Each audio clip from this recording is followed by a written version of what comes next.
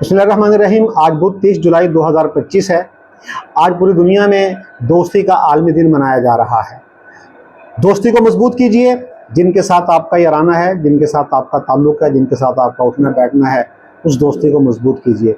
क्योंकि जिनके दोस्त होते हैं ना, वो लोग सदा खुश रहते हैं, उनके दिल भी खुश रहते हैं, वो लोग भी खुशी से ज़िंदगी बसर करते हैं। क्योंकि बहुत सी बातें इंसान अपनी फैमिली के साथ, घर वालों के साथ, बीवी बच्चों के साथ, बहन भाइयों के साथ शेयर नहीं करता, जो बातें इंसान अपने दोस्तों के साथ शेयर करता है।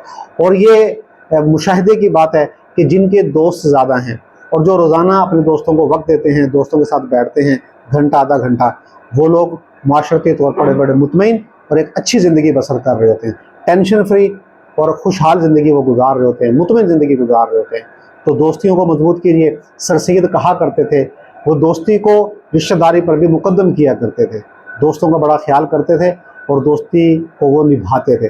तो लिहाजा ये आलमी दिन हमें याद दिलाता है कि हम दोस्ती को मजबूत करें और अपने दोस्तों के साथ अपने ताल्लुक़ को मजबूत बनाएं और उनके साथ रोज़ाना हमारा मिलना मिलाना होना चाहिए।